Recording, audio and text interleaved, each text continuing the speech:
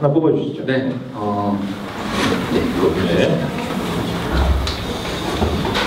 네. 네. 질문은요. 여성분인데요. 현재 에이스탁의 대표로서 힘든 점이 많으실 텐데 군인이었을 때로 다시 되돌아가고 싶지는 않으신지 궁금합니다. 정말 여성분이 하신 것 같아요. 네. 군인이었을 때로 다시 되돌아가고 싶지는 않으신지 질문 답변해 주시죠. 네. 사실 그렇지 않습니다. 남자분들 다 아시죠? 군대 갔다 오셔서 힘들어도 바깥 생활이 더 좋은 것 같고요. 네, 그리고 뭐 군인이었을 때가 싫었다는 의미는 아닙니다. 그때도 굉장히 열심히 일했고 또 나름대로 인정도 많이 받았고요. 그런데 그래도 지금 열정적인 그 열정을 가진 직원들하고 또 미래를 그리고 또 회사를 키워가고 있는 현재가 훨씬 더 행복하고 좋다고 생각합니다. 답변이 되셨는지 모르겠네요. 네. 알겠습니다. 아마 군대로 다시 되돌아가고 싶은 분들은 아마 없을 겁니다. 네. 가끔 계실 분도 있겠지만 다음 질문 드릴게요. 이분은 이제 그 아까 말씀드린 것처럼 에이스탁의 그 채용에 궁금해서 질문하신 것 같은데 신입사원 채용 기준이 궁금합니다. 라고 하셨어요. 대표님 주관적인 기준 답변해 주시죠. 네, 채용에 대한 부분 때문에 사실 저희가 끊임없이 고민을 하고 있습니다. 그리고 또 이제 처음에는 사실 작은 회사를 만들어서 회사에 그 같이 해보고 싶다고 하시는 분들이 그렇게 많지 않았을 때는 오히려 쉬웠는데요. 시간이 지나면서 그 경쟁력이 높아지고 오시려고 하시는 분이 더 많고 지정된 그 작은 이력서라는 거를 통해서 그분에 대한 가치를 저희가 평가를 해야 되고 하다 보니까 일단 첫 번째 기준은 뭐 기준이라기보다는 원칙은 보내주시는 이력서에 대해서는 거의 다 읽어봅니다. 사실은 그 신문지를 통해서 아주 처음부터 필터링이 되는 거 제외하고는 요즘은 시스템이 하이어 시스템이 워낙 잘 돼 있어서 아이디어 패스워드만 들어가면은 뭐 관심 뭐 다 선택할 수도 있고 다 볼 수 있거든요. 그래서 들어가서 가급적 다 그 자기소개서까지 다 읽어보는 편이고요. 두 번째는 과연 이 사람이 저희도 똑같은 원칙입니다만 우리가 선택을 했을 때 우리라는 그 에이스탁이라는 조직과 잘 어울릴 것인가에 대한 부분을 많이 고민해보고 지금 있는 조직원들이 사실은 뭐 독특한 사람도 많습니다. 네, 그렇기 때문에 잘 어울릴 수 있는지에 대한 부분을 많이 고려합니다. 끝으로 한 가지 더 말씀을 드리면 예전에 이제 저희가 뭐 중소기업 협회에서 어떤 행사를 할 때 갔더니 그 박근혜 대통령이 오셔서 행사를 하면서 그런 얘기를 하더라고요. 중소기업이기 때문에 또 좀 더 규모가 커지고 있는 기업의 미래를 보려면 다양한 문화를 가진 사람들을 골고루 뽑아서 그 안에서 문화의 융합을 만들어내야 된다 이렇게 말씀하시는데 사실 저희는 정반대입니다. 어떤 원칙이냐 하면 그냥 아무 때나 우리 일 끝나고 맥주 한잔 할까요? 아니면 저희가 금요일에도 여기서 회식을 했어요. 믿기지 않으시겠지만 여기서 여기서 이제 테이블 놓고 스파게티 먹으면서 영화를 봤습니다. 술을 안 마시고요. 네, 근데 그런 독특한 문화, 술 마실 때도 많고 많이 마시기도 하지만 그런 문화에 되게 편하게 치맥 한잔 할래요? 할 수 있는 분을 뽑는 게 저희의 가장 큰 원칙이라고 보시면 될 것 같습니다. 네, 뭐 궁금한 점이 추가로 있으시면 혹시 뭐 이런 질문 같은 경우에는 손 들고 이게 더 궁금하다라고 하시면 또 바로 또 질문을 받도록 하고요. 통과가 되면 그냥 또 넘어가도록 하겠습니다. 뭐 에이스탁 같은 경우에는 뭐 다른 것도 중요하지만 기업 철학이라는 면에서 굉장히 좀 독특하기도 하고 기업 철학이 있어야지 또 잘 되는 거잖아요. 스티브 잡스가 그랬던 것처럼 그런 면에서 굉장히 좀 좋은 평가를 받을 수 있고 그걸 또 여태까지 지켜오신 분이신데 앞으로도 이제 그게 지켜질 것 같고요. 뭐 채용에 대해서 더 궁금하신 분 있으면 또 이후에 만약에 시간이 나오면 오늘 어차피 또 그 얘기를 하러 나오셨으니까 그 부분에 대해서 말씀을 드리고요. 계속 질문 이어가도록 하겠습니다. 네, 이분은 모바일 증권사에 대해서 자세히 알고 싶다고 하셨어요. 앞서 이제 발표 때 잠깐 얘기가 나왔는데 설명해 주시죠. 모바일 증권사의 핵심은 뭐냐면 이미 여러분들이 다 알고 계세요. 왜 그러냐 하면 잘 때도 요즘 현대인들은 스마트폰을 머리맡에 두거나 근처에 놓고 자죠. 그 얘기가 뭐냐면 방에 있는 컴퓨터를 잠자는 곳까지 들고 와서 끌어놓고 자는 사람은 아무도 없습니다. 굉장히 생활 친화적이고 또 바로 옆에서 볼 수 있고 항상 다른 어떤 것보다도 강력한 메시지를 전해줄 수 있는 도구가 스마트폰이 아닌가 합니다. 그래서 거기에 합리적이고 합당한 서비스를 만들려고 저희는 생각을 하고요. 그 방향성은 마치 친구라고 생각하시면 될 것 같습니다. 저희가 뭐 컨닝이라는 서비스 만들 때도 그래서 뭐 사야 되는데 대체 뭐 국제 유가가 어떻고 뭐 지금 현재 금리가 어떻고 뭐 그래서 당장 난 100만 원밖에 없는데 그래서 삼성전자 한 주도 못 살 텐데 그래 난 뭘 사야 됩니까? 라는 질문에서 이거 오늘 이거 사세요 라는 컨셉으로 컨닝이라는 서비스 만든 것처럼 모바일 증권사도 마찬가지로 많은 분들이 궁금해 하실 수 있는 주식과 재테크에 대해서 굉장히 쉽고 간결하게 또 직관적으로 알려드릴 수 있는 서비스를 만들겠다는 목표고요. 옆에 계시는 분이 기자님이세요. 네, 인터뷰도 했었는데 잘 알고 계시겠지만 사실 그것 때문에 저희가 증권사 진입한다라는 발표를 했을 때 주변에서 엄청난 반발이 심했습니다. 네, 그 내용은 사실 상상을 초월할 정도로 스트레스를 받기도 했는데요. 저희에 대해서 이제 의문을 가지시는 분들이 많아요. 네, 증권사를 뭐 컨텐츠 만들던 애들이 증권사를 만들어서 할 수 있겠어요? 증권사 경영은 어떻게 할 겁니까? 기존에 증권사를 경영해 본 적이 없는데 만들어 준다고 한들 어떻게 할 겁니까? 라는 질문을 굉장히 많이 받았고 특히나 최근에까지 저희가 한 개의 증권사를 M&A로 인수합병하려고 많은 돈을 쓰면서 시간적인 노력을 투입하고 했었기 때문에 그런 내용에 대한 부분의 질문을 많이 받으면서도 저희는 똑같이 대답하고 있습니다. 굉장히 쉽고요. 그리고 간단한 그런 증권사를 만들고 싶습니다. 심지어 그거는 모든 사람이 생각하시는 것보다 훨씬 더 간단하고 또 굉장히 심플합니다. 그렇지만 한번 써보시면 이 증권사에 대한 부분에서 헤어나오기 힘들 정도로 개인들의 마음을 정확하게 알고 있는 그런 증권사를 만들고 싶습니다 라고 발표를 했는데요. 네, 참고해서 답변이 되셨으면 좋겠습니다.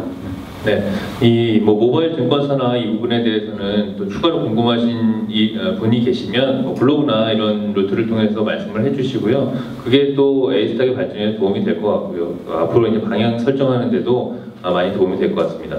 개인적으로 궁금한 게요. 네. 이제 모바일 증권사가 이제 2000년대 초반에 사실은 네. 온라인 증권사 키움증권이 출발하면서 네. 굉장히 크게 성장을 했잖아요. 네, 그렇습니다. 모바일 증권사는 이제 시작을 하시려는 단계인데 네. 개인적으로 목표를 갖고 있다면 어느 정도를 가지고 계시는 거예요? 직원들이 저 때문에 힘들어요, 사실.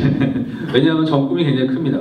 저희 직원들한테 제가 얘기하지만 전 세계인이 다 쓸 수 있는 증권사를 만들겠다 하는 거거든요. 그래서 주식 투자를 하든 돈을 버는 경제인구 또는 용돈을 받아서 저축을 하는 사람도 저희 서비스를 다 쓸 수 있을 정도의 크기로 만들겠다라고 하는 겁니다. 근데 이게 힘들 것 같아 보이시죠? 근데 모바일에선 가능합니다. 페이스북이라는 것도 저희가 지난주에 모여서 같이 영화도 보고 했지만 사실 굉장히 작은 커뮤니티에서 출발했고 그 결과 지금 전 세계인이 다 쓰는 서비스가 됐잖아요. 금융과 관련해서는 아직까지 그런 서비스가 없습니다. 왜냐하면 굉장히 어렵거든요. 근데 이 문턱을 낮추고 이해하기 쉽도록 만든다면 분명히 국내뿐만 아니라 전 세계적으로 쓸 수 있는 그런 서비스를 만들 수 있으리라 저희 생각합니다. 네, 어떻게 보면은 이제 모바일 증권사에 대한 부분은 암암리에 이제 알리시긴 했지만 이렇게 또 공식적으로 말씀드리는 것도 처음일 수도 있을 것 같고요. 네. 앞으로 에이스탁이 커가는 모습을 보면서 오늘 이 자리가 또 기억에 굉장히 남으실 것 같고 이분 지금 듣고 계신 분들 중에도 에이스탁과 함께하실 분들도 계실 테고 아니면 그냥 삼자로서 보실 분도 계시겠지만 오늘 이 말을 좀 기억을 해주셨으면 좋겠습니다. 다음 질문 받겠습니다. 네, 대표님 이하 직원들이 젊으신데요. 젊은 기업의 장점과 단점이 궁금합니다. 네, 이건 장단점이 정말 명확하게 구분이 됩니다. 장점이라고 하면은 굉장히 열정적이고 에너지가 넘친다는 게 가장 큰 장점이겠죠. 네, 아까 말씀드린 대로 불가능한 거를 가능하게 만들고 또 끊임없이 도전하고 내가 필요한 일이 있다면 가볼 수도 있고 뭘 찾아서 늦게까지 일을 해볼 수도 있고 여러 가지 할 수 있는 것들이 많은 반면 단점이라고 하면은 경험상의 측면에서 굉장히 치명적인 단점이 있을 수 있습니다. 예를 들면 저희가 이제 금융업에 대해서 충분히 이해를 하려고 해도 예전부터 있어왔던 일이라든지 이런 부분들은 잘 모를 수가 있죠. 그렇기 때문에 저희가 지금 가셨지만 고문단이 있고 또 실제로 저희 회사의 고문분은 60대 이상이에요. 그래서 많은 분들에 대한 부분의 내용과 또 제가 처음 세븐클라우드에 대한 부분의 행사를 진행하면서 처음 말씀드렸던 최초지만 다소 이기적인 컨셉으로 시작됐다. 이건 사실 저희 직원들한테 보내는 메시지입니다. 처음 출발할 때 1회 강연부터 6회 강연까지 저희가 정말 다 주옥 같은 분들을 모시고 다양한 경험에 대해서 클라우드라고 하는 구름에 있는 정보를 땡겨오는 것처럼 단시간에 직원들이 알아들을 수 있도록 하겠다. 공간과 커피와 나머지 내용 회사 다 준비하고 그 중에서 딱 한마디라도 인생의 귀감이 될 수 있는 얘기를 들었으면 좋겠다라는 취지에 시작이 된 건데, 마찬가지로 저희가 부족한 부분은 과감하게 외부에 요청해서 다 같이 오시게 한 다음에 설명도 듣고요. 또 다양한 행사에 직원들 교육을 보낸다거나 하면서 계속 업무에 대한 고도화를 시키기 위해서 끊임없이 노력하고 있습니다. 그렇게 단점에 대한 부분이 있고 극복해 나가고 있습니다. 네, 장점과 단점 잘 들으셨는데요. 들으시는 동안에도 한번 같이 에이스탁에서 꿈을 펼치고 싶다는 생각이 드는 분들이 계실 것 같습니다. 그 부분에 대해서는 또 따로 또 질문을 받도록 하겠습니다. 이거는 대표님이 직접 넣으신 게 아닌가 생각되는데, 대표님 미남이십니다. 네. 여자분이 해주셨네요. 다행입니다. 결혼은 하셨는지요? 하셨다면 프로포즈는 어떻게 하셨나요? 이거 글씨를 보니까 왠지 아는 분인데. 근데 확실한 건 과거 사진 보여주셨잖아요. 네. 정말 훈남. 지금은 아니라 지금도 훈남이신데. 네, 결혼을 했고요. 아까 제 딸도 잠깐 와 있었거든요. 네, 지금 7개월 된 딸이 있습니다. 네, 그리고 와이프도 와 있고요. 네. 프로포즈는? 네, 프로포즈는 그냥 오랜 연애를 하면서 크리스마스 이브에 제가 프로포즈를 했었고요. 그 결과 결혼을 해서 2012년에 결혼해서 지금 사랑스러운 딸을 낳고 행복하게 잘 살고 있습니다.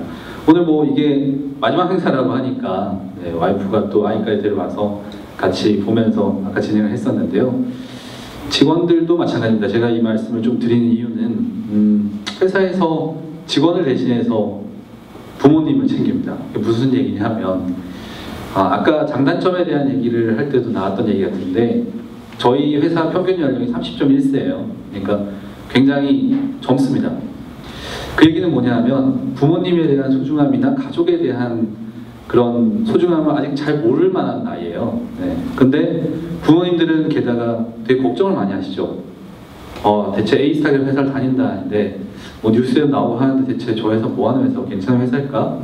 걱정을 하시기 때문에 저희가 그거를 뛰어넘을 수 있는 방법을 여러 가지 정해놓고 그대로 합니다. 예를 들면 직원 부모님의 생신에는 회사에서 여러 가지 선물과 그 다음에 케이크와 옷이라든지 이런 부분들을 직원 이름으로 같이 다시 보내고요. 그리고 연말에는 부모님들을 모셔놓고 하는 송년회 행사도 하고 있습니다. 작년에 저희가 콘네드 호텔에서 진행을 했었는데요. 그런 행사를 함으로써 직원들도 심리적인 안정감을 좀 느끼고, 그리고 또 가족들도 안정감을 느낌으로써 더 많은 부분에서 회사에서 얻을 수 있는 것들이 많은 거죠. 단기적인 성과에 연연한다면 사실은 비용이 많이 들고 이런 행사를 또 이런 선물을 막 보내고 하는 것들이 쓸데없이 느껴지실 수도 있겠지만 저희는 그런 방향이 맞다고 보고요. 또 군생활 할 때도 많이 느꼈었던 건데, 집안이 화목하지 않은 사람은 사실은 밖에서도 그렇게 두각을 드러내기는 힘들다라는 원칙은 분명히 다 알고 계실 겁니다. 그래서 그런 부분을 좀 챙기려고 많이 노력하고 있습니다. 네, 가족 같은 회사라는 말 많이 하는데 에이스탁은 정말 가족 같은 회사를 뛰어넘어서 가족과 함께하는 회사라는 생각이 들고요. 앞서서 이제 일할 때는 또 열심히 하고 힘들 때는 쓴소리도 해가면서 한다고 하셨는데, 가족이니까 또 쓴소리를 할 수 있는 게 아닐까 싶고. 네, 그렇게 생각해줘야 될 텐데요. 여기 중간중간 또 직원분들이 계신데 표정이 안 좋아지시는 분들 계신데 어쨌든 설명이 됐을 거라고 믿고 다시 질문 받도록 하겠습니다. 대학 시절부터 꿈을 위해서, 꿈 가로 열고 이제 창업이라고 하셨는데, 꿈을 위해서 주저앉고 열정을 다하신 모습 인상 깊었습니다. 몸이 힘들어도 내 것을 좀 포기하고서도 이렇게 일을 계속해 나가시는 이유가 있으시겠죠? 그 동기에 대해서 궁금하다고 하셨어요. 사실은 저는 솔직히 말씀드리면 처음에 출발할 때는 부자가 되고 싶었습니다. 네, 그러니까 이건 되게 단순한 원리인데요. 돈을 많이 벌어서 나 되게 잘 먹고 잘 살겠다 이런 것보다 내가 뭔가 돈을 되게 많이 벌면 그 다음에 뭔가 할 수 있는 것들이 되게 많지 않을까라는 생각을 많이 했었습니다. 이거는 뭐 장기적인 플랜으로 봤을 때 부의 재분배라고 하는 회사 이념 중에서도 들어가는 부분인데요. 초창기 그 고등학교 때 사실은 제가 봉사활동을 부모님께 말씀을 드리지 않고 봉사활동을 간 적이 있습니다. 충북 음성의 꽃동네라는 곳에 한번 갔다가 뭐 거기만의 또 매력에 빠져서 장기간 가 있기도 하고 방학 때 막 그랬었어요, 고등학생이. 그래서 부모님이 뭐 얘가 가출했나라고 해서 막 엄청 수소문하시다가 꽃동네로까지 전화가 오셨던 기억이 있는데요. 나눈다는 것은 뭘 많이 가져야 나눌 수 있는 건 아닙니다. 그런데 왜 그러면 반대로 많이 가지려고 하느냐 하면 많은 것을 가져야 더 많이 나눠줄 수 있기 때문입니다. 그런 원리에 대한 부분을 가지고 처음에 사업을 생각했었고요. 또 아까 제가 설명해 드리면서 군대에서 그런 사고가 있고 수많은 사람들이 힘들어하고 심지어 6천만 원 정도의 빚 때문에 스스로의 목숨을 끊는 걸 보면서 굉장히 비참했고 이런 부분들은 다시 반복되지 않도록 만들어야겠다라는 생각이 굉장히 컸었고요. 그 결과 사업을 하고 있고요. 또 최초에 창업을 사업이라는 거에 대해 처음 시작했던 20살 때는 솔직히 말씀드리면 그게 사업인지도 몰랐습니다. 근데 처음 벤처라는 거를 그 당시 막 타이틀을 받고 막 하면서 사업을 시작하고 갔을 때 거기서 느낄 수 있는 또 뭔가의 희열감이 있었어요. 다 같이 막 팀원들끼리 뭉쳐서 뭔가를 기획하고 그걸 통해서 뭔가 성과를 내고 결국에 그걸 매각을 했는데 매각하는 과정에서의 수익과 부가 생기는 것들을 보면서 이거는 정말 내가 가야 될 길이고 어떻게 보면 더 많은 사람이 이런 경험을 할 수 있도록 해야겠다라는 생각에서 사업에 대한 방향성을 잡았던 것 같습니다. 네, 뭐 열심히 하다 보니까 이렇게 지금까지 또 성공을 해왔고 앞으로 또 성공을 하겠다 이런 얘기이신 것 같은데 어쨌든 지금 그 상도 타셨잖아요. 네. 저 상의 의미도 사실은 뭐 대기업이 돼서 뭐 직원 복지를 생각하고 네. 다른 걸 생각할 수도 있지만 네. 지금 단계에서 하실 수 있는 것에 대해서는 충분히 지금 하신다는 말씀이시죠? 네, 그렇습니다. 네, 알겠습니다. 직원 복지나 뭐 이런 부분에 대해서는 이따가 또 시간이 나오면 또 설명해 주시고요. 네, 아주 빽빽하게 썼습니다. 처음에 서비스 업무를 시작해서 가로 열고 이제 애플리케이션을 말씀하시는 건데요. 하루 매출 1,000만 원 벌어들이는데 이게 비전이 있는지 없는지 어떻게 검토를 해서 시작했는지 궁금합니다. 실패했다면 어떻게 하셨을 것 같나요? 이분은 아마 이쪽 이제 정말 그 애플리케이션 개발 창업에도 관심이 있으신 분 같은데 뭐 하루 매출 1,000만 원이라는 게 그때 당시에는 상당히 크다고 하셨는데 그게 진짜 실패하셨을 수도 있는 거잖아요. 그렇죠. 그때 당시를 좀 떠올리면서 답변해 주시죠. 네. 그 당시에 사실 처음 모바일 어플리케이션을 만들어야겠다 했을 때 내부에 있는 직원들도 사실 반대가 되게 심했었습니다. 왜냐하면 그때 당시에 저희가 하루 매출 최고 기록은 1억이었습니다. 10,000원짜리 서비스를 가지고 웹에서 1억씩 매출 올리는 날도 있는데 왜 굳이 힘들게 모바일 서비스를 또 만들어서 이걸 가지고 가고 또 뭐 사업을 하고 사람들 잘 모르는데 어플리케이션 까세요. 막 술 먹다가도 술집에서 옆에 계신 사장님 핸드폰 달라고 해서 막 깔아드리고 막 했었거든요, 초창기에.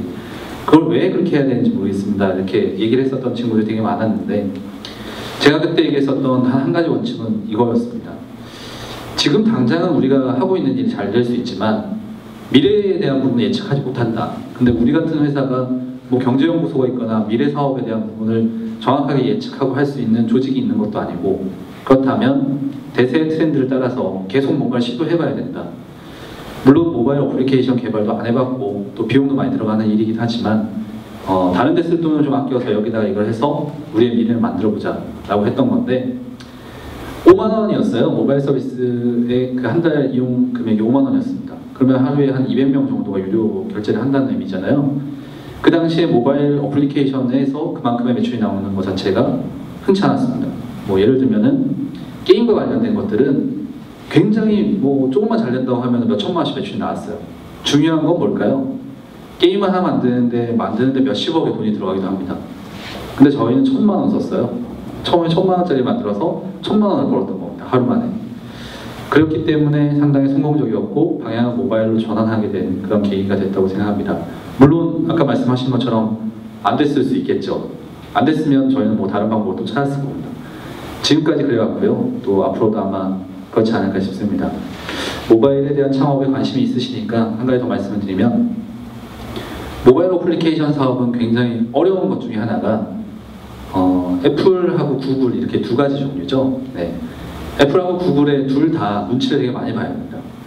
구글과 애플은 서로의 뭔가의 그 사업을 진행할 수 있는 가이드라인을 정해놨고, 그 가이드라인에서 조금이라도 벗어나면 가차없이 서비스를 중단시켜버립니다. 그래서 사실은 많은 일들이 일어납니다. 뭐 엄청나게 대규모 프로젝트로 돈을 많이 들여서 만들었는데 며칠 서비스를 못하고 갑자기 삭제돼서 없어진다거나 다시 서비스를 못하게 된다거나 하는 경우들도 있고, 실제로 저희도 있었습니다. 그럴 때도 똑같은 거죠. 변수가 생겼을 때 그럼 가장 합리적인 방법이 뭘까? 또 최대한 빨리 이걸 복구해야 되는데 어떻게 해야 될까? 저희가 그 당시 순간순간에 최선의 선택을 내려서 계속 전환을 해왔고, 그 결과 저희는 지금까지 서비스를 성공적으로 잘 하고 있습니다. 뒤에도 뭔가를 빽빽하게 적어놓으실 것 같은데, 네. 굉장히 질문이 굉장히 많으시고 자주 오시는 분 같은데요. 지난주, 지지난주에 상품 받아가신 분인 것 같은데 한번 확인해볼까요? 이스트팬님 오셨는데, 네, 컵 받아가신 분 맞죠? 네. 제가 질문에 대해서 한번 또 보겠습니다. 사업 수익은 어떤 방식으로 벌어들이는지 궁금합니다라고 주셨고, 어떨 때가 제일 힘들었었는지 또 어떻게 이겨냈는지 궁금합니다. 사업하면서 이렇게 주셨는데요. 사실은 그 사업하시는 분들 굉장히 많습니다. 제가 또 영등포 구에 그 청년위원장이라는 이사는 직책을 맡고 있는데, 그러다 보니까 많은 사업하시는 분들하고 얘기를 해보면 요즘 특히 창업이 유행이죠. 그러다 보니까 막 이리저리 막 해보시려고 엄청 많이 도전하시는데 그건 굉장히 바람직하다고 생각합니다. 근데 이제 문제는 예를 들어서 편의점을 하시는 분들, 제 후배 얘기인데 실제로 있었던 얘기예요. 편의점 할 거예요 선배. 그래 한번 잘해봐 이랬는데 뭐 목도 좋고요. 뭐 이렇게 해서 프랜차이즈로 하면 잘 될 것 같습니다. 편의점에서 한 달에 한 500만 원 정도의 매출을 올리더라고요 첫 달에. 그래서 잘 되는 거 아니냐 이렇게 했더니 굉장히 잘 되고 있고 다음 달에 뭐 1000만 원 될 거예요 이렇게 얘기를 했었는데, 어느 순간 시간이 지나고 나서 보니까 그 친구가 오래 하지 못하고 그걸 포기했어요. 이유가 뭘까 생각해봤습니다. 근데 이유는 굉장히 가까운 곳에 있었습니다. 경영학의 원칙 중에서 표준 회계 원가라는 게 있습니다. 잘 아시는지 모르겠는데, 표준 회계 원가라는 것은 어떤 장사를 해서 뭐 사업을 해서 돈을 버는데 거기서 과연 이거의 원가는 얼마고 그럼 이윤은 얼마가 남는가에 대한 부분을 계산을 잘 해봐야 됩니다. 물론 이윤에 연연하지 않는 사업은 바로 뛰어들어서 할 수도 있겠지만, 많은 조직을 갖추고 시스템에 대한 부분을 이끌어 나가야 되는 오너 입장에서는 당연히 그 부분을 감안하지 않을 수 없습니다. 표준 회계 원가에서 한국 사람들이 가장 많이 관가하는 게 본인의 인건비예요. 편의점을 하는 후배가 500만 원을 벌었는데 가게세 뭐 이거 다 내고 나니까 한 20만 원 정도 남더래요. 그럼 사실 그게 자기 인건비입니다. 한 달 동안 내가 편의점에서 막 열심히 막 24시간 막 어떤 날은 아르바이트생이 막 펑크를 내서 뭐 또 안 나가면은 본사에서 전화 와서 라이센스를 뭐 없애겠다 막 얘기를 하니까 어쩔 수 없이 막 가서 물먹여 먹기로 하는데, 한 달 내내 일을 하고 20만 원 모은 겁니다. 근데 그 교통비를 또 다 제하고 나니까 돈이 마이너스인 거예요. 사실 이런 사업에 대한 부분을 왜 그럼 그렇게 하느냐? 경험이 없기 때문이죠. 그래서 꼼꼼하게 잘 따져보셔야 됩니다. 진짜 이게 남는 사업인지. 근데 간혹 회사 내에서 제일 어려운 것 중에 하나는 직원들이 이건 이렇게 해서 해보고 싶습니다. 근데 두 개가 충돌하는 거예요. 표준 회계 원가 기준으로 봤을 때는 안 맞아요. 근데 직원은 그걸 해보고 싶은 거잖아요. 회사의 책무는 할 수 있도록 해주는 겁니다. 마이너스를 감안하고 그럼 한번 해봐. 해보고 싶으면 해보는 거지. 근데 또 그러다가 잘 되는 것들도 있고요. 네, 실제로 제가 생각하지 못했던 그런 결과가 나오는 경우들도 있습니다. 어떨 때가 제일 힘들었는지라고 질문해 주셨는데요. 사실 이거는 매 순간이 힘든 것 같습니다. 그러니까 사업이라는 게 굉장히 즐기면서도 굉장히 어렵고 힘든 일이에요. 특히나 회사의 오너가 된다는 것은 남들이 보는 것처럼 막 되게 화려한 생활뿐만 아니라 굉장히 힘든 것들이 많아요.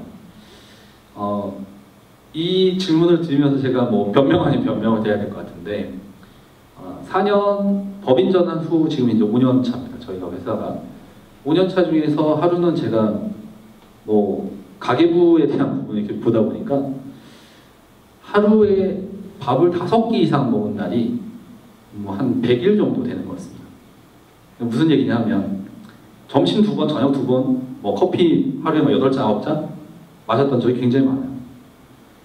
이 사람하고 내가 만나서 처음 밥을 먹는데 아, 저 밥 먹고 왔어요? 라고 이해하기 어려우니까 되게 맛있게 먹는 거죠. 난 되게 커피를 내가 막 한도를 초과했다고 생각할 만큼 마시기 힘들 때도 메뉴를 선택하기 전에 커피 드시죠? 커피 한잔 하시죠? 라고 하면 그냥 마시는 겁니다. 전제 조건은 굉장히 맛있게. 왜냐하면 그래야 그 사람이 기분이 좋을 테니까. 항상 그런 그 고민에 부딪힐 때마다 생각하는 한 가지는 내가 어떻게 행동해야 할 것인가. 왜냐하면 내 뒤에는 수많은 직원들이 또 자기 일의 역할을 열심히 하면서 일을 하고 있을 텐데 내가 어떻게 해야 될 것인가에 대한 부분을 봤을 때는 결국에는 그렇게 가는 게 맞습니다. 그러다 보니까 어느 순간 제 생활보다는 회사의 오너나 대표로서의 생활이 더 많아지는 거예요. 그런 부분이 좀 힘들었고 사실은 그거에 대한 해결은 뭐 집에서 와이프나 뭐 딸을 보면서 또 여러 가지 뭐 그 직원들하고 여러 가지 얘기를 하면서 그렇게 이겨내고 있고요. 네. 그리고 또 앞으로도 사실은 뭐 제가 가지고 있는 고민들을 좀 덜 수 있는 유능한 직원들이 계속 들어오고 있기 때문에 그렇게 가면서 뭐 분배해가지 않을까 생각합니다. 네, 뭐 이상과 실제가 굉장히 다를 수도 있는데 정말 철저하게 준비를 해야 되겠고 하지만 정말 그 가는 방향이 정해졌을 때는 뒤도 안 돌아보고 정말 그 방향으로 가는 게 또 에이스탁의 힘이 아닌가 싶고요. 이분 포함해서 그 창업에 관심 있는 분들 아까도 계셨는데 또 궁금하신 것들 중에 이게 있을 수 있을 것 같아요. 뭐 모바일 애플리케이션이라는 게 과거에 뭐 제조업이나 이런 거에 비해서 돈이 좀 덜 들 수도 있지만 어느 정도 규모가 되면 또 투자를 받아야 되죠. 그렇죠. 그런 경험도 굉장히 많으실 텐데 그런 때는 좀 뭐 팁이라든가 조언이 있다면 어떤 게 있어요? 사실 아침에 와이프가 저한테 사골이냐 그래서 너무 많이 써먹는다고 사골이냐 그래서 가져왔지만 안 꺼낸 게 하나 있는데 한번 보여드릴까요? 네. 예.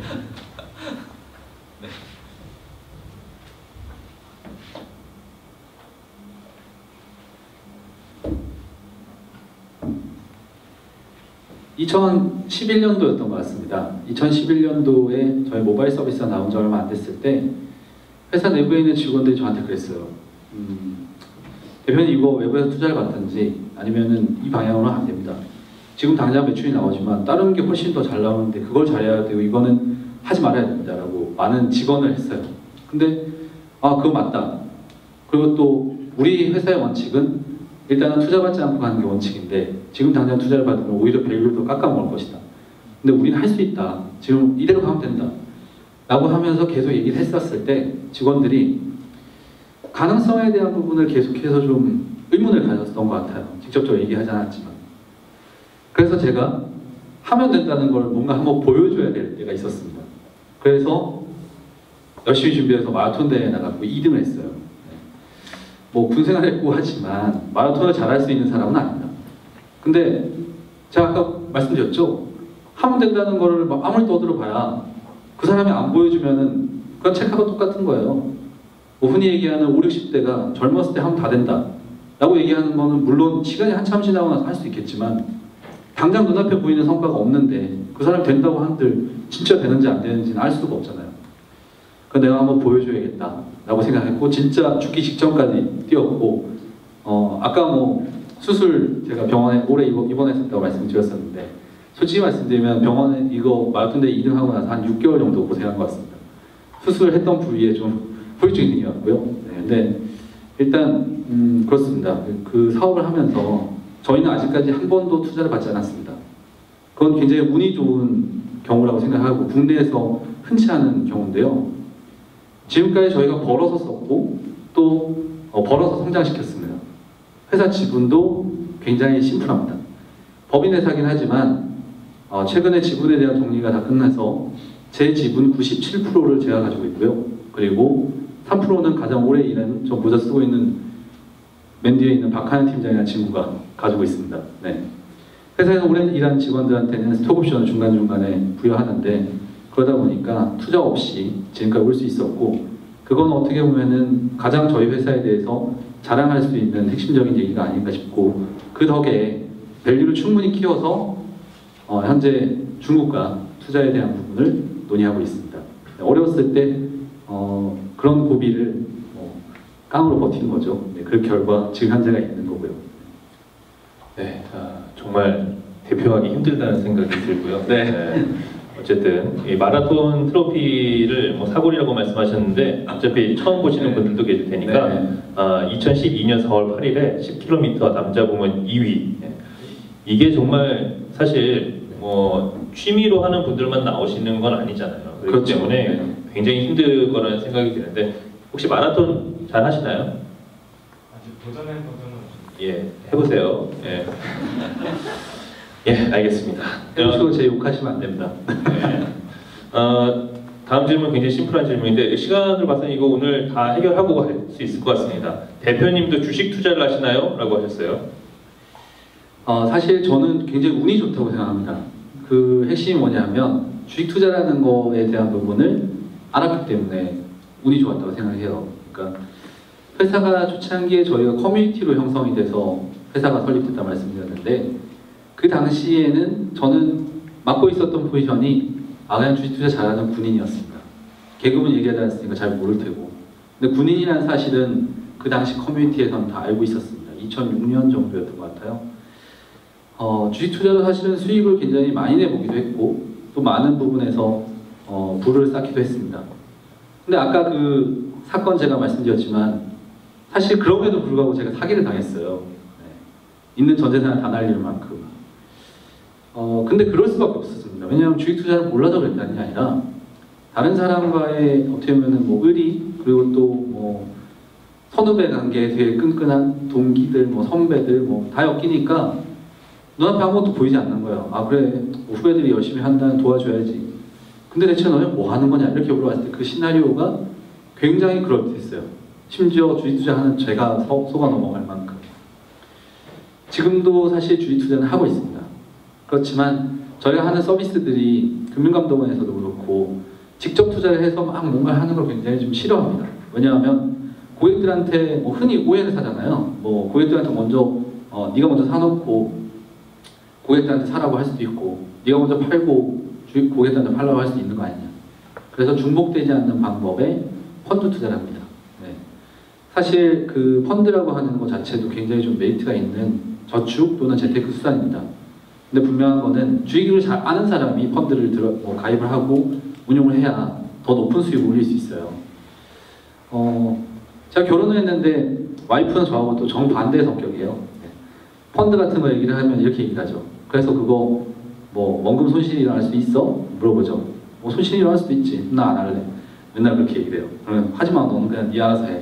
그러다 보니까 제가 할 수 있는 범위 내에서 저는 뭐 여러 가지 펀드들에 대한 상품도 투자를 하면서 또 이것저것 다 가입을 해보면서 회사마다의 서비스나 나머지 운용 방식에 대한 부분들을 계속해서 보고 있는 그런 상황이라고 보시면 될 것 같고요.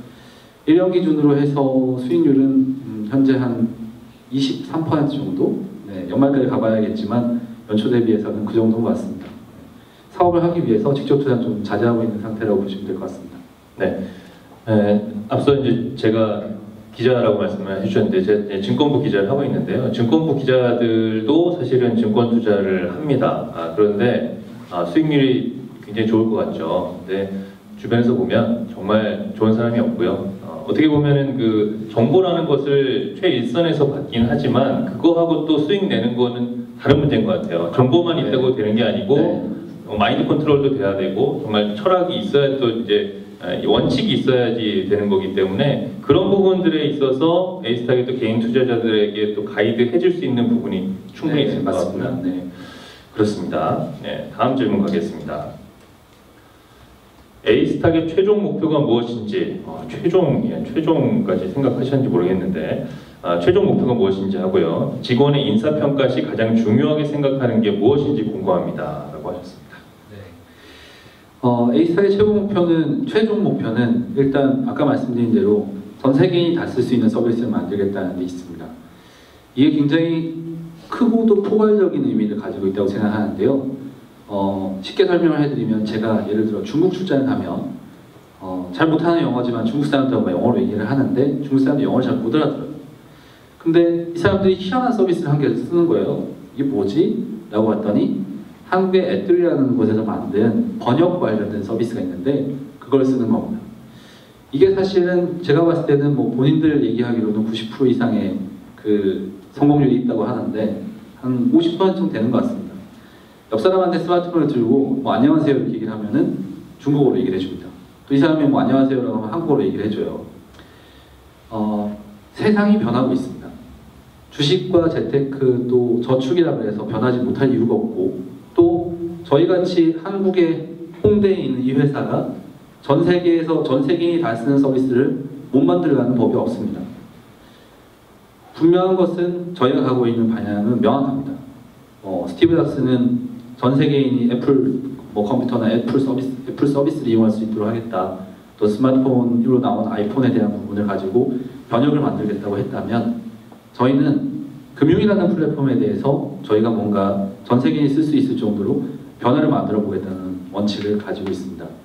또 더불어서 그 일을 하는 동안 정말 치열하고 열심히 되게 힘들게 일을 해야겠지만 시간이 한참 지나고 나서 같이 일했던 직원들도 굉장히 보람있고 즐거운 여행이었다고 생각할 수 있을 만큼의 결과가 나온다면 더더욱 바랄 게 없을 것 같고요.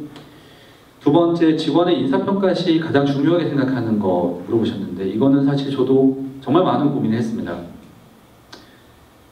여러분 잘 아시는 제니퍼 소프트 아시죠? 네, 한국의 구글이라 불리는 제니퍼 소프트, 심플렉스 인터넷, 그리고 뭐 핸드 스튜디오, 복지가 좋다고 하는 회사들은 정말로 많이 찾아가보고 못 가본 곳은 자료도 찾아보고 알리바바도 다녀왔고요. 일본이라든지 미국이라든지 가볼 수 있는 곳들에 대한 자료들은 전부 다 찾아서 전부 많이 참고를 했습니다. 근데 중요한 원칙 하나가 있습니다. 구글에서 사람들이 다 얘기를 하는 막 되게 누워서 일하고 캡슐에 들어가서 잠도 자고 옷도 다 드라이 해주고 그리고 식사하면서 밖에 앉아서 테라스에서 햇볕 좋은 데 앉아 노트북으로 일을 하고 있고 굉장히 좋을 것 같다 라고 생각하는데 실제 그분들의 그 상황은 그렇지가 않습니다. 저희 직원들한테도 사실은 구글 시스템을 저희가 도입해서 만든 게 하나 있어요. 바로 에이스타 캠프라고 하는 저희 회사 내부의 웍스 시스템입니다. 이게 뭐냐면 기가 막힌 서비스인데요. 제가 한국에 있든 중국에 있든 홍콩에 있든 한국에 있는 직원들이 계속해서 일하고 있는 부분에 대한 것들 다 확인이 가능하고 또 전자결제 올리는 것들에 대한 부분 다 결제가 가능하고 이메일이라든지 내부 보안 메일이라든지 웍스라고 해서 일정부터 전화번호까지 전부 다 통제가 가능해요. 구글도 마찬가지입니다. 회사에 들어가는 순간 로그인을 하는 거고 로그인해서 회사 내에 어디로 돌아다니든 그 사람은 사실 인사팀에 다 쫓아가면서 보고 있어요. 그렇기 때문에 노는 것 같아 보이지만 노는 게 아니고 정말 일을 하는 겁니다. 근데 이게 쉬지를 못하는 거예요. 왜냐하면 내가 중간에 딴짓만 하고 있어도 분명히 그건 다 체크가 되니까요. 예를 들어서 식당에 가서 커피를 한 잔 마시러 들어간다. 들어가는 순간 위치에 대한 부분이 다 체크가 됩니다. 나와서 세탁소에 가서 옷을 맡겼다. 옷을 맡기는 것 또한 체크가 됩니다. 쫓아다니면서 그 사람을 계속 다 보고 다니는 거죠. 그래서 진정한 의미의 복지가 무엇인가, 또 그 부분은 어떻게 평가해야 되는가, 직원들에 대한 평가는. 제가 내린 결론은 상호평가입니다. 저희가 연말에 이제 매년 3월달이 전체 직원에 대한 연봉 재협상 기간인데요. 그 전에 직원들한테 연말 정도 돼서 전부 다 돌리는 서류가 있습니다. 뭐냐면 회사 내부에 있는 전체 직원들이 서로 상대방을 평가할 수 있어요. 그런데 이거는 굉장히 잔인하게도 예를 들어 20명이 있으면 20명을 1등부터 20등까지 분류를 할 수밖에 없습니다. 내가 생각했을 때 그 사람은 어떻게 일했나, 또 그 사람의 친화력은 어떤가, 이 사람은 어떤가, 이렇게 해서 전부 다 평가를 하고 사실은 그 부분을 많이 참고합니다. 근데 웃기는 게 서로 상호평가라고 하는 게 예를 들어서 평가하기 전에 바로 직전에 막 굉장히 열심히 일을 한다거나 그 사람하고 가서 되게 친하게 지낸다거나 해서 이게 개선될 가능성은 지극히 낮습니다. 왜냐하면 다수가 그 사람을 평가하는 그림이 나오기 때문인데요. 그 내용 하나 하고 그리고 나머지 최근까지 저희가 프로모션을 진행했었던 거는 되게 황당하게도 저희가 만든 복지에 대한 부분을 얼마나 이용하는가에 대한 부분을 중요하게 봤습니다. 블랙보틀 아까 커피 드셔보셨죠? 저희가 만들어 놓고 블랙보틀에서 가장 커피 많이 마신 사람한테 상금 주고 다른 거 만들어 놓고 그걸 제일 많이 이용한 사람한테 뭐 주고 사실은 평가를 하는데 회사에서 이걸 진행해서 이걸 당신들한테 해줬는데 많이 이용해보세요. 황당하지만 그걸 가지고 많은 자료를 축적해놨고 만들어놨고요. 그리고 끝으로 하나 더 말씀드리면 굉장히 중요하게 보는 건데 근태입니다. 출근 시간에 대한 부분은 굉장히 중요하게 봅니다. 이거는 최소한 다른 사람과의 약속이기 때문에 출근 시간에 대해서는 굉장히 엄격하게 관리를 하고 또 평가를 하는 편입니다. 참고하시면 좋을 것 같습니다. 네, 뭐 여러 가지 좋은 시스템도 말씀을 해주셨고 얘기해 주셨는데 결론적으로 말하면 열심히 하면은 좋은 평가를 해준다 이 얘기인 것 같습니다. 약간 겹치는 질문이 될 수 있는데요. CEO로서 직원들의 어느 부분을 중요하게 생각하시는지 직장 상사에게 사랑받는 법 가르쳐 주세요. 이 부분은 대부분 좀 겹칠 것 같고요. 자신의 관리가 철저하신 것 같은데 꾸준한 자기 관리하는 방법 또는 그 노하우 좀 공유해 달라고 하셨어요. 일단은 뭐 사랑받는 직원은 되게 만국 불변의 법칙이 아닐까. 제가 군대 있을 때나 나와 있을 때 똑같은 것 같습니다. 사람은 누군가에게 뭔가 주는 사람을 싫어하지 않습니다. 뭐 그게 돈이 아니고요. 마음이죠. 말 한마디, 마음입니다. 뭐 인사를 한번 하더라도 더 기분 좋게 인사를 하고 그 사람한테 똑같은 걸 똑같이 행동을 하더라도 더 따뜻하고 적극적으로 해준다면 반드시 좋아할 수밖에 없다고 생각하고요. 직원들한테서 가장 중요하게 보는 부분 중에 하나는 아까 말씀드린 대로 회사에서는 해줄 수 있는 부분을 먼저 다 해줄 테니 당신은 당신의 역할에 충실하게 최선을 다해달라 라고 하는 거고요. 초창기에 커뮤니티 기반에서 회사가 설립돼서 지금까지 왔을 때는 특히 창업 초기에는 굉장히 서운한 일들이 많았어요. 오너 입장에서 직원들도 마찬가지였을 겁니다. 그게 왜 그러냐면 마치 친구 같고 마치 형 동생 같아서 이게 막 너무 뭔가 이제 내용에 대한 부분이 막 서운하고 이걸 똑같이 이렇게 해줬는데 왜 이렇게 이러지? 이런 생각도 많이 했었는데 한 3년 차 정도가 넘어가면서 제가 제 주관에 대한 부분을 바로 잡았습니다. 회사에서 해줘야 될 핵심은 그냥 해주는 거예요. 이 사람들이 여기 와서 열정을 다하고 일을 하고 있으니까 어떠한 반응도 기대하면 안 됩니다. 뭐 예를 들어서 블랙보트에서 커피를 막 주는데 야 내가 커피 줬는데 뭐 잘 먹었지? 막 보통의 전통적인 오너기예요. 또 이번에 뭐 추석에 뭐 선물 뭐 나갔는데 집에 가서 잘 전해주고 뭐 재밌었지? 막 이게 사실은 전통적인 오너입니다. 근데 그건 그렇게 하면 안 돼요. 왜냐하면 그렇게 하는 순간 서로 굉장히 불편해지는 겁니다. 이 단순한 논리를 누구한테 배웠냐면 그 제니퍼 소프트라는 회사의 이원영 대표라는 분을 통해서 배웠어요. 같이 찾아가서 아까 말씀드렸지만 모르는 게 있으면 그냥 가서 물어보는데 이런 한참 고민을 할 때 회의로 찾아가서 얘기를 해봤습니다. 이 회사는 되게 구글 같이 좋은 회사라고 하는데 회사 직원들이 되게 만족하고 이직이 없겠어요? 이렇게 얘기했더니 저한테 답변을 하죠. 그만두고 나가려면 다 때려치고 나가요. 회사 지하에 수영장 있어도 뭐 수영장 수영 안 하는 놈 안 하고 뭐 이런 식으로 얘기를 하시더라고요. 그래서 제가 한참을 막 생각해봤어요. 그게 무슨 의미일까? 그래. 회사에 만들어놓는 공간은 직원의 편의성을 위해서 만드는 공간일 뿐이지 그걸 이용하고 안 하는 건 직원이 선택하는 거예요. 그리고 그 이상에 대한 기대를 따로 하지 않습니다. 대신 계속 고민하죠. 어떻게 해야 더 많은 혜택을 줄 수 있을까? 또 더 즐겁게 일할 수 있을까?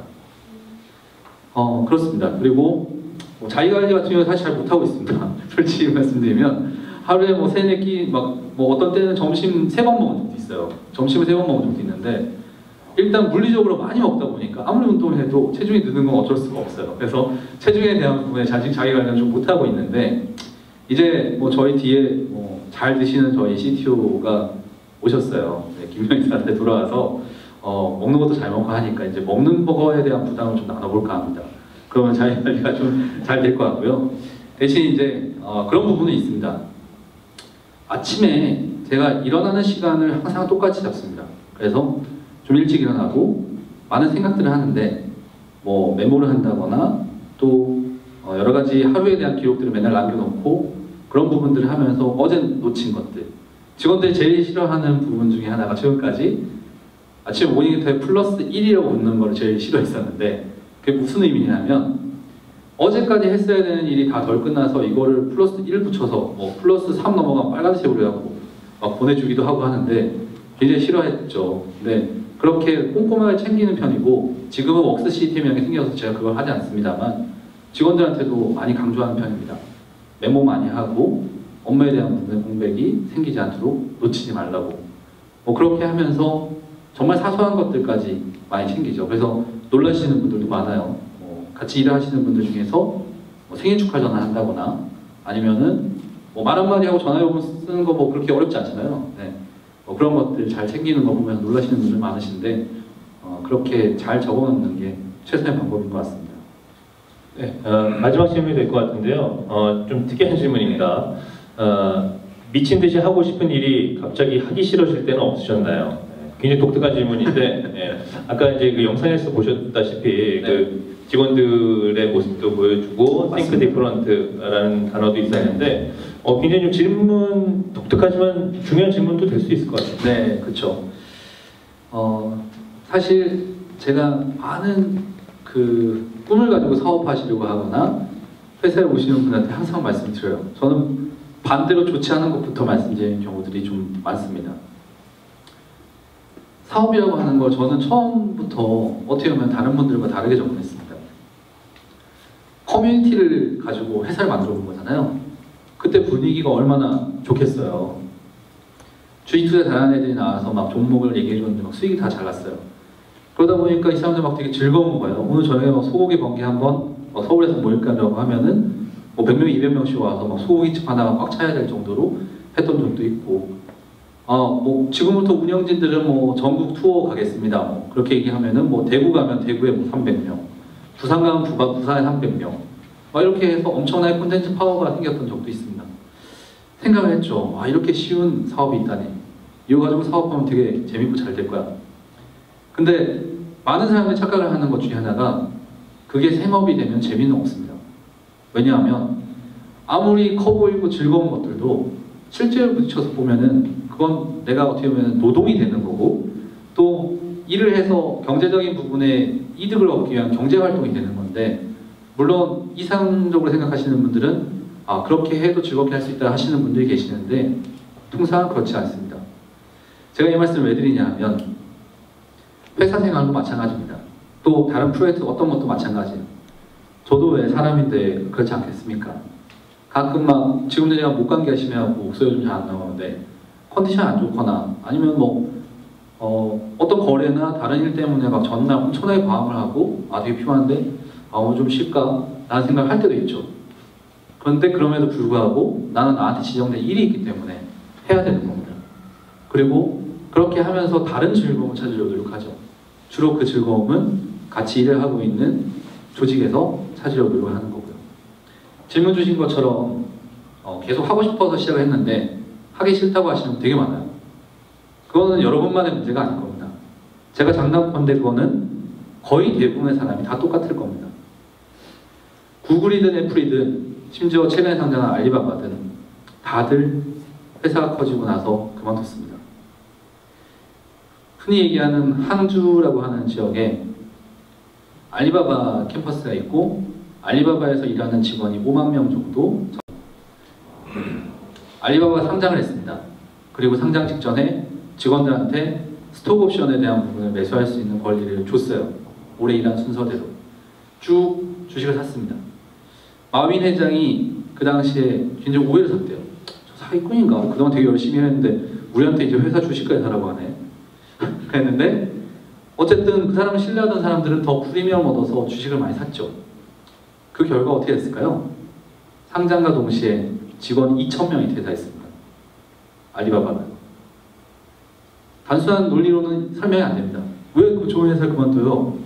그렇게 상장되면 잘 될 거라고 했다면서 이유는 하나밖에 없죠.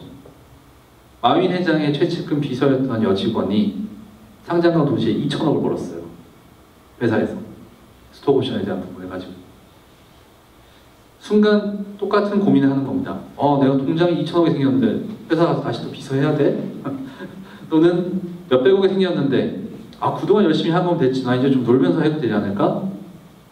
선택하는 거예요. 근데 대단한 거는 그걸 쿨하게 놔준 겁니다. 그래, 그동안 고생했으니까 다 가서 쉬어요. 한 방에 2,000명을 내보낸 거죠. 그 결과 항주라는 도시는 일시적으로 중국에서 가장 큰 부자 도시가 됐고 또 중국 전역에서 찾아볼 수 없는 모든 자동차 매장에 차가 다 없어요. 한 방에. 중국은 차값이 비싸서 잘 안 사요. 사긴 사는데 아주 비싼 수입차는 부자들만 타는 차인데 차 종을 가리지 않고 차가 없어요. 아예 다 문을 열어놨지만 차가 한두 없습니다. 진열대 내에. 어떻게 보면은 정말 그런 게 최종적으로 얻어낼 수 있는 부분에 조직원들한테 줄 수 있는 가장 큰 혜택이 아닐까 싶고요. 또 말씀하신 것처럼 저 또한 되게 일을 하기 싫을 때도 있고 뭐 딴 거 하고 싶을 때도 있는데 근본적인 최종적인 일의 만족은 돈에서 찾는 게 아니라 그냥 자기 만족인 것 같습니다. 아 그래도 이렇게 하니까 내가 즐겁고 보람이 있다. 분명히 그거를 깨닫게 되시는 날이 언젠가 올 텐데 그 순간을 뛰어넘으면 아까 마윈의 알리바바 그룹처럼 돈은 자연스럽게 따라올 겁니다. 힘든 구간을 넘어서면요. 네. 네, 이것으로서 이제 Q&A를 마치고요. 정말 듣는 동안 성공하신 분들은 다 이유가 있다는 생각을 저는 개인적으로 했고 사실은 근데 지금까지의 성공보다는 앞으로 나가야 할 그리고 성공이 훨씬 더 클 A스타카 장효빈 대표님이셨던 것 같고요. 긴 시간 동안 들어주신 여러분 감사드리고 또 목감기에도 불구하고 여러 좋은 말씀해주신 장효빈 대표님께 다시 한번 뜨거운 박수 보내드리면서 이 시간 마치도록 하겠습니다. 고맙습니다. 감사합니다. 마지막으로요. 선물을 하나 드려야죠. 여기서 하나 뽑아주세요. 질문하셨던 분 중에요. 네.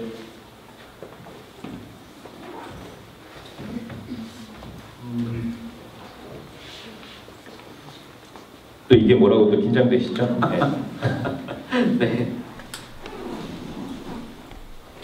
제가 대표님이 더 긴장을 하시네요. 네.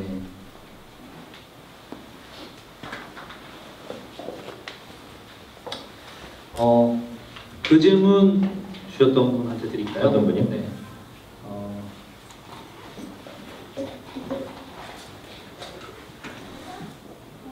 이분 네. 그렇죠. 몸이 힘들어도 내 것을 좀 포기하고서도 이렇게 일을 계속해 나가시는 이유가 있으신지 궁금해서 질문 주신 분입니다. 지선님이라고 해주셨는데 어디 계세요? 예, 축하드립니다. 축하드립니다.